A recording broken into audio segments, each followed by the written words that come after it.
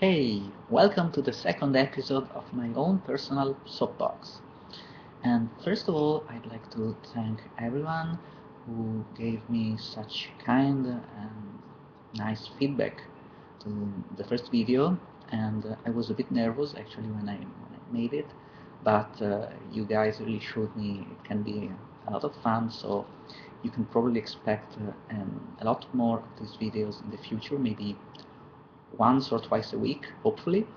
But anyway, I'd like to thank everyone who commented, and a special thanks goes to Valkyrie for actually donating to the site, and you really made me proud because I made 30 bucks off of my first video, and I guess 30 bucks is probably as much money as someone can make of a video in which they are not, stripping or anything like that. So, with that out of the way, we are now gonna talk about magic again, and before we go to the main topic of the day, which is heuristics, I'd like to tell you a few more things that I kind of left out of the first video about Jed, and I kind of forgot about them at the time, and there wasn't enough time because the video was already so long.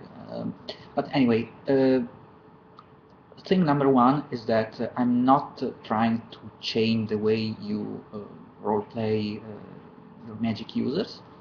Mostly I just want you to be aware of how things are, but most of the time it's actually fine because your PC probably wouldn't know these details about magic. Mizahar is a word that's trying to rebuild itself from almost total destruction, and a lot of knowledge, a lot of lore has been lost. And what does that mean? Well, it means your character probably doesn't know the really subtle details of magic. And most personal magic is cast out of instinct rather than true theoretical knowledge. So it's fine, really. Unless you are like a professional wizard, in which case, like if you if you exist on Sahova, then you are supposed to know what Jed is like and how it works. Or maybe if you are a professor at a university in Zultiva, then you're also supposed to know. Otherwise, it's really okay. The other thing I wanted to tell you is about wild Jed, which is actually a substance with a wild Jed. Yeah, what I mean is that what you are seeing, if you see wild Jed, is not actually the Jed, is some kind of manifestation of that Jed. And I hope that makes things clear. It's some stuff whose Jed is wild. Okay, so with that out of the way, we'll talk about heuristics because there were some requests about this discipline, and one request came from someone I am assuming to be Jen, but I can't be sure because it was some kind of laser show, and it was a very good request because we need to make some things clear with heuristics. And really this root cause of all problems with heuristics is that it's so old as a discipline. It's really old. I wrote it pretty much on the very day we opened the game, and back then there weren't a lot of magics or even a lot of races back then. So there weren't any county gifts, just to name one. There was no Laikata. So back then this magic wasn't really overlapping with anything. And now, unfortunately, it does. So what can we do about that? Well, I think heuristics as a discipline is is a jack of all trades and master of none. So we can fix things that way. So it can do pretty much a lot of things, but it can't do them so deeply as I don't know, like Kata can with the past history of objects and so on. So there are specialized skills, and then there are broader general use skills such as heuristics. And because there's so much confusion about heuristics, I was thinking I might actually do a little bit of live action role playing for you today, and maybe try to show you what it's like to use heuristics as a blind person, because there's been that confusion a lot. And what better way to show you than actually do it and try maybe to navigate a room as a blind person. And so let's say I'm here, and let's suppose I'm blind, which I actually kind of am now, and I'm trying to move around the room with heuristics. Okay?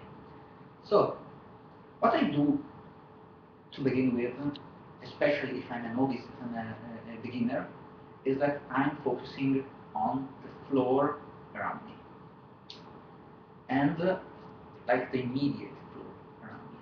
That's the only thing I can do, because with heuristics, you get some kind of bombardment of information from the outside, and it's so intense that you can't possibly take it all in at the same time. So you have to be very specific, and you have to focus on one thing or another. You can't take it all in at the same time. So to begin with, you focus on the floor around yourself, and you move slowly, and you pick up that maybe this floor is made of wood, because there's some kind of signature that you're picking up that resembles some wood that you have experienced in the past. And then at some point you are moving, and you find out that you're about to touch something. Maybe in this case it's a sofa. Oh, it's a sofa. And you kind of figure out that it's a sofa because it sends out the signature of some kind of cloth that could be compatible with the sofa. Well, if you aren't paying attention, you will just stumble into it. Okay. So what happens when you get better at heuristics? Well, then you may be able to focus on the floor and on the sofa once you have locked in on it at the same time. And you can use like the sofa as some kind of anchor point to navigate around the room as a blind man. So you can move and still know the sofa is there. And maybe you stumble on something else, and you find out their aura, the aura of this something, this furniture, and by doing so, you gradually build a map of things around the room, and as you move on, you have this network of knowledge, especially as your level goes up, and you can reconstruct the entire room and know exactly what is where, and you can do things without ever stumbling again, because you are now familiar with the environment. And this is pretty much how it works. I know it was pretty pathetic as a demonstration, but it will have to do.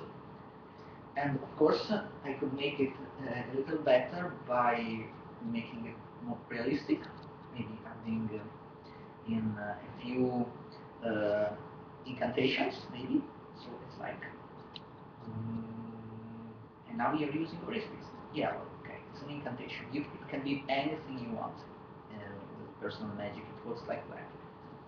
Gestures and incantations can be anything you want. So it can be something like,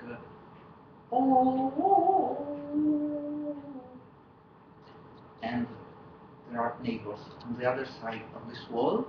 So Yeah, I'll just stop it.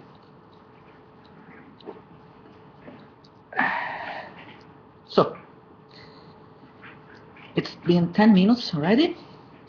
So, and I didn't even tell you all the stuff I wanted to, but I think I'll get to it next time, because there are more things that deserve to be said about heuristics.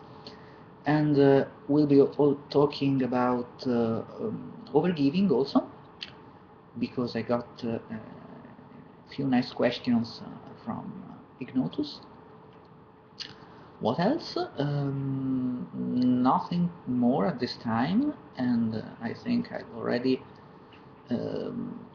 exceeded my daily allotment of silliness.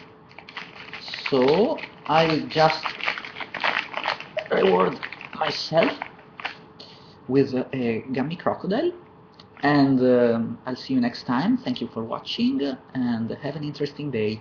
Bye.